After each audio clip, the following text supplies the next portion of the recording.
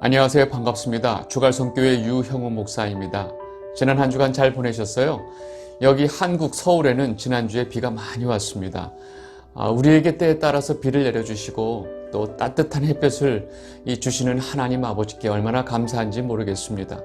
무엇보다도 이 순간 우리가 이 생명의 호흡을 가지고 하나님 말씀을 듣고 있는 이 현실이 사실은 너무나 가장 감사한 일입니다. 여러분 모두 하나님께 늘 감사하고 창조주 하나님의 위대하심과 선하심을 예배하고 찬양하는 여러분이 되시기를 바랍니다. 오늘 우리에게 주시는 말씀 보도록 하겠습니다. 갈라디아서 6장 14절입니다.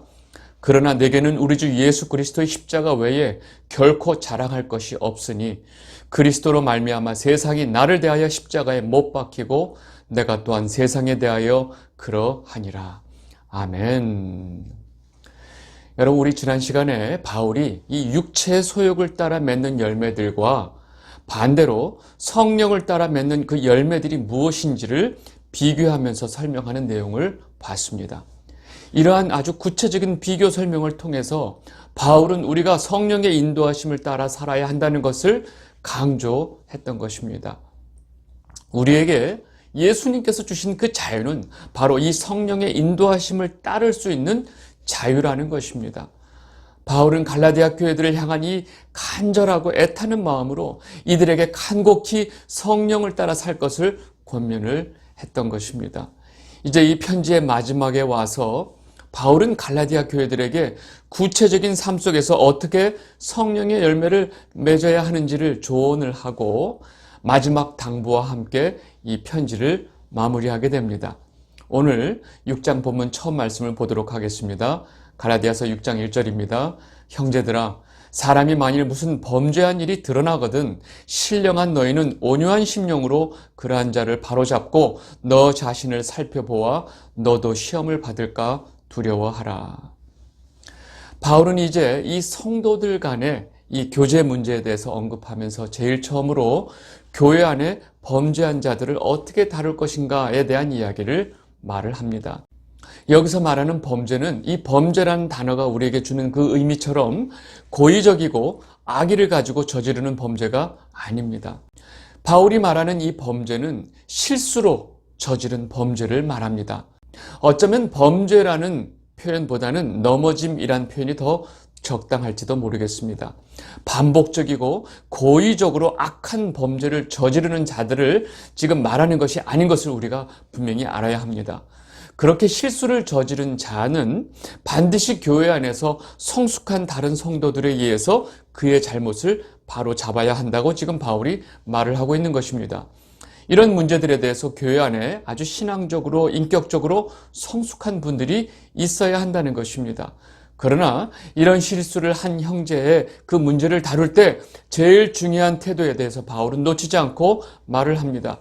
그것은 바로 모든 사람들이 언제라도 똑같은 그런 실수를 범할 수 있다는 사실을 분명히 알고 두려운 마음을 가지고 그 형제의 문제를 해결하라는 것입니다. 큰 실수로 잘못을 한 그 형제를 다룰 때 이러한 마음의 태도를 갖는 것이 매우 중요하다고 바울이 말을 하고 있는 것입니다. 이러한 마음을 가지고 있어야 그 형제를 대하는 태도와 그 형제를 이해하는 태도가 올바르게 되기 때문에 그렇습니다. 결국 바울은 이러한 교회 안의 문제 해결이 어떠한 목적을 향해서 가야 하는지를 그 다음 말씀에서 정확하게 말을 해주고 있습니다. 갈라디아서 6장 2절입니다. 너희가 짐을 서로 지라 그리하여 그리스도의 법을 성취하라. 아멘. 한 사람이 어떤 문제를 일으키고 또 그가 겪는 그런 고난과 시련의 문제를 그 한 사람에게만 감당하도록 하지 말고 서로 나누라고 지금 말을 하고 있습니다. 이것이 바로 그리스도의 법을 성취하는 것이라고 말하고 있는 것입니다. 그리스도의 법은 우리가 알듯이 형제를 사랑하는 것입니다. 요한복음 13장 34절입니다. 새 계명을 너희에게 주노니 서로 사랑하라. 내가 너희를 사랑한 것 같이 너희도 서로 사랑하라. 아멘. 여러분, 이것이 바로 교회 안에서 성취되어야 할 그리스도의 법이라는 것입니다. 이 영상을 보고 계신 주갈성 성도 여러분, 예수님께서 자신을 배반한 그 제자들을 어떻게 용서하고 사랑하셨는지를 우리는 기억해야 됩니다. 예수님께서는 이 연약한 인간의 한계를 알고 계셨고 그러한 연약함 속에서 예수님을 배반한 제자들을 사랑으로 용서하고 그 실수를 다 덮어주셨다는 사실을 우리는 기억해야 합니다. 지금 저와 여러분은 하나님에게 용서받은 큰 실수가 없었나요? 저와 여러분 모두가 굉장히 많이 있을 것입니다. 우리가 그 하나님의 사랑으로 우리의 그 실수를 용서받지 못했다면 우리는 지금 이렇게 말씀 앞에 있을 수도 없는 자들인 것을 우리는 분명히 기억해야 합니다. 그래서 우리 역시 우리 주변의 형제가 실수하고 잘못했을 때 그를 어떻게 이해하고 어떻게 권면할 것인지를 잘 생각해 봐야 된다는 것입니다. 그래서 바울의 말대로 그 실수를 바로잡기 위해서 서로 짐을 져야 한다는 사실을 우리는 꼭 기억해야 합니다. 이어서 바울은 성도가 자기 자신을 돌아보는 태도를 다음과 같이 말합니다. 갈라디아서 6장 3절에서 5절입니다. 만일 누가 아무것도 되지 못하고 된 줄로 생각하면 스스로 속임이라. 각각 자기의 일을 살피라. 그리하면 자랑할 것이 자기에게는 있어도 남에게는 있지 아니하리니 각각 자기의 짐을 질 것이라. 항상 자기 자신의 속을 들여다보지 못하고 다른 사람의 문제만을 보는 사람들이 교회 안에 참 많이 있습니다. 대부분 교회의 문제는 어떤 실수로 문제를 일으키는 한 사람보다 이렇게 자기 자신의 문제는 모르고 다른 사람의 문제들만을 들추고 지적하는 사람들로 인해서 더 큰 문제가 생긴다는 것을 우리는 알아야 합니다. 바울은 이런 자들에게 자기를 속이지 말라고 권면하고 있는 것입니다. 먼저 자기 자신의 내면을 말씀 앞에 깊이 살펴보는 일을 게을리하지 말라고 당부하고 자신이 한 일에 대해서 스스로 책임을 지는 태도가 굉장히 중요하다고 바울은 지금 말을 하고 있습니다. 이어서 바울은 성령의 열매를 맺는 성도가 가지고 살아야 할 가치관에 대해서 말을 합니다. 갈라디아서 6장 6절 가르침을 받는 자는 말씀을 가르치는 자와 모든 좋은 것을 함께 하라. 아멘. 여러분, 교회 안에서 하나님의 말씀을 가르치는 사역자들이 자신의 이 생계 문제를 걱정하지 않도록 가르침을 받는 자들이 도와야 된다고 지금 말을 하고 있는 것입니다. 바울은 이렇게 성도들이 물질에 대해서 해야 할 기본적인 의무를 말하면서 근본적으로 이 성도가 무엇을 위해서 살아야 하는지에 대한 그 삶의 가치관을 아주 분명하게 설명합니다. 갈라디아서 6장 7절에서 8절입니다. 스스로 속이지 말라. 하나님은 업신여김을 받지 아니하시나니 사람이 무엇으로 심든지 그대로 거두리라. 자기의 육체를 위하여 심는 자는 육체로부터 썩어질 것을 거두고 성령을 위하여 심는 자는 성령으로부터 영생을 거두리라. 아멘. 전능하신 하나님께서는 사람들의 생각과 마음을 다 감찰하시는 분입니다. 하나님께서는 겉으로 드러나는 행동으로 그 사람을 판단하지 않고 그 모든 행동의 숨은 생각들을 다 아시는 분이라는 사실을 우리는 분명히 알아야 합니다. 사람들은 쉽게 속일 수 있다고 생각하는 자들은 하나님도 쉽게 속일 수 있다고 생각합니다. 그래서 하나님을 속이고 비웃고 있는 자가 있다는 것을 지금 바울이 말을 하고 있는 것입니다. 바울은 이런 자들에게 하나님은 절대로 업신여김을 받는 분이 아니라는 사실을 경고하고 있습니다. 우리는 절대로 하나님을 속일 수 없다는 것입니다. 남들 보기 좋은 행동을 하면서 내가 굉장히 성령을 위해서 사는 것처럼 보일지라도 우리를 감찰하시는 하나님께서는 그게 아니라는 것을 정확하게 안다고 지금 말을 하는 것입니다. 그래서 우리가 정말로 무엇을 위해서 살았는지는 그 열매가 우리가 무엇을 위해서 살았는지 정확하게 보여준다고 말을 하는 것입니다. 겉으로 볼 때는 너무나 신앙적이고 겉으로 볼 때는 너무나 성령을 따라 사는 것처럼 보이지만 실상 그 사람이 육체를 위해서 심는 자이면 그는 나중에 썩을 것을 거두게 되고 정말로 성령을 위해서 심는 자는 나중에 영생을 얻게 된다는 것을 분명히 말을 하고 있는 것입니다. 여러분 모두가 겉모습에 치중하지 말고 남들 눈에 신경 쓰지 말고 여러분들 스스로가 육체를 위해서 심는 자가 아니고 성령을 위해서 심는 자가 되시기를 진심으로 바랍니다. 다음 말씀 보겠습니다. 갈라디아서 6장 9절에서 10절입니다. 우리가 선을 행하되 낙심하지 말지니 포기하지 아니하면 때가 이름에 거두리라. 그러므로 우리는 기회 있는 대로 모든 이에게 착한 일을 하되 더욱 믿음의 가정들에게 할지니라. 우리가 성령을 위해서 심는 삶을 살게 되면 우리에게 기쁨이 넘치고 우리 삶의 그 열매들이 넘쳐나고 이런 게 아니라는 것입니다. 이 세상에서 하나님을 따라서 살고 매 순간 성령의 인도하심을 따라 사는 삶은 현실적으로 우리로 하여금 낙심하게 하고 포기하고 싶을 만큼 쉽지 않다는 것입니다. 그러나 때가 되면 그 인내로 쌓았던 모든 선한 일에 대한 열매를 거두게 될 것이라고 지금 바울이 말을 하고 있는 것입니다. 그래서 우리는 낙심하지 말고 포기하지 말고 인내를 가지고 끝까지 우리를 인도하시는 성령을 따라서 살아야 한다고 지금 바울이 말을 하고 있는 것입니다.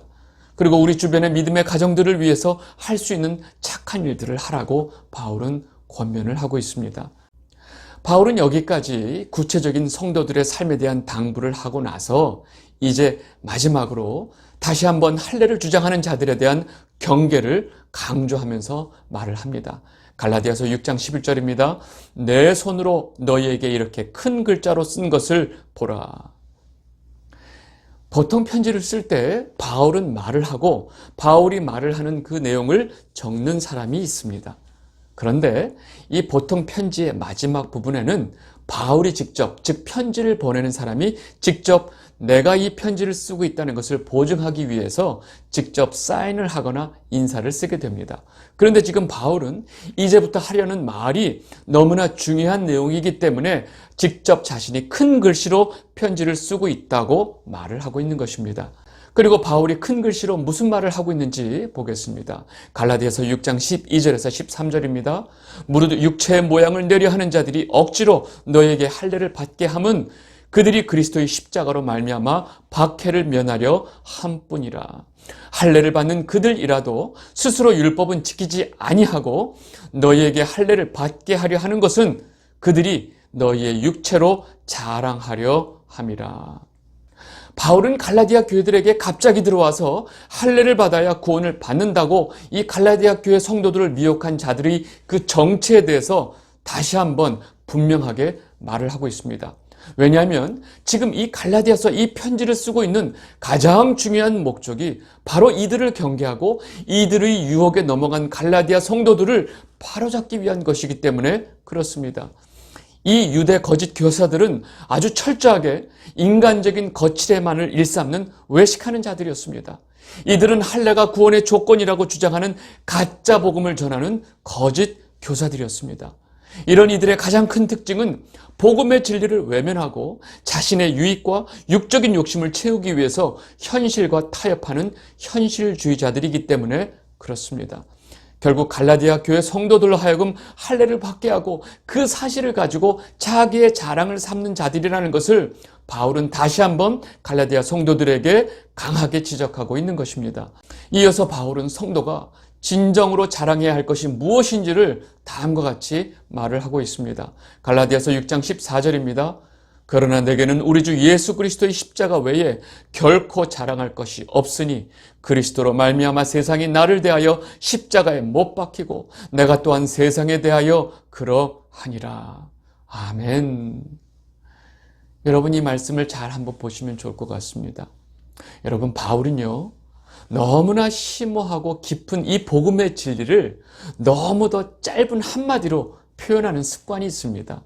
그냥 읽고 넘어가기 쉽게 한마디로 말하고 있지만 바울이 말한 이 한 절의 말씀은 너무나 큰 구속의 역사를 다 담고 있습니다. 제가 지금 이 한 구절이 담고 있는 이 구속의 역사를 간단히 좀 설명을 해보겠습니다. 아담과 하와가 선악과를 따먹고 난 다음에 하나님께서 아담과 하와에게 그리고 가축과 짐승들에게 그리고 하와를 유혹했던 뱀에게 하나님이 저주를 내리시는 장면이 있습니다. 그때 하나님께서는 이 하와를 유혹했던 뱀에게 다음과 같이 말씀하십니다. 창세기 3장 15절 내가 너로 여자와 원수가 되게 하고 내 후손도 여자의 후손과 원수가 되게 하리니 여자의 후손은 내 머리를 상하게 할 것이요 너는 그의 발꿈치를 상하게 할 것이니라 하시고 아멘.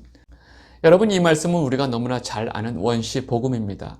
성경에서 제일 처음으로 등장하는 하나님의 구원에 대한 선포라는 뜻이 있습니다.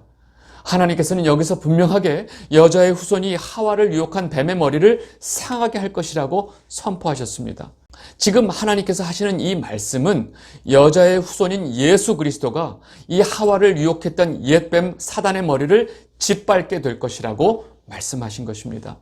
창세기 3장에서 말씀하신 이 하나님의 구원의 선포가 완전히 성취되는 것이 언제냐? 바로 예수 그리스도의 십자가 사건이라는 것입니다. 죄가 없으신 예수님께서 그 모진 고통과 그 악한 인간들의 조롱과 수치를 참아내시고 끝까지 아버지의 뜻에 순종하셨고 마침내 십자가에서 그 죄인들을 대신해서 죽으신 것입니다. 여러분, 이 엄청난 십자가의 사건이 결국 이 땅의 죽음의 권세를 가지고 있던 마귀의 머리를 짓밟는 것이 되는 것입니다. 그리고 마귀의 종으로 살고 있었던 그 수많은 사람들이 그 죄의 사슬에서 풀려나게 되는 것입니다. 창세 이후에 하나님께서 말씀하신 이 하나님의 구원의 역사가 이루어지는 것입니다. 여러분, 외형적으로는 너무나 나약하게 예수님께서 십자가에 달려 돌아가시는 모습이지만 영적인 현실로 볼 때는 진짜 십자가에 못 박히는 것은 이 세상을 자기 마음대로 통치하고 수많은 영혼들을 자기 수하에 두었던 그 마귀가 십자가에 못 박히는 사건이라는 것입니다.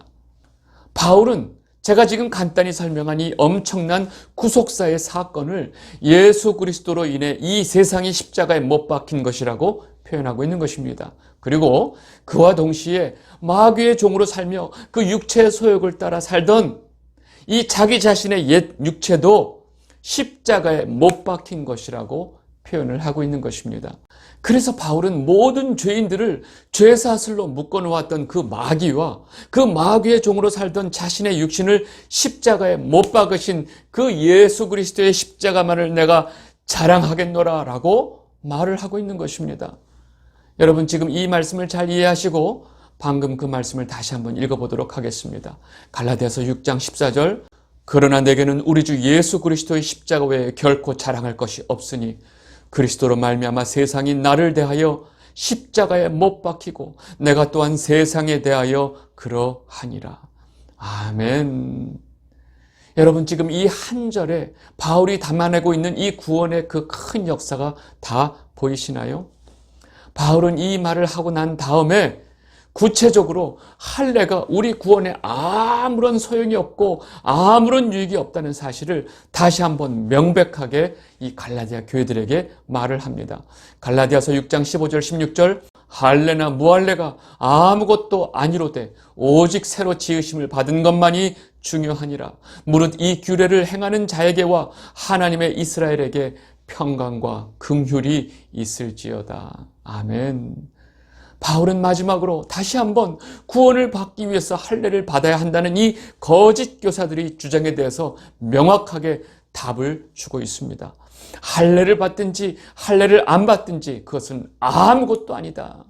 진짜 우리에게 중요한 것은 예수 그리스도를 믿는 믿음으로 우리가 구원을 받고 성령으로 새 사람이 되는 것이 제일 중요하다고 결론을 맺고 강조하고 있는 것입니다.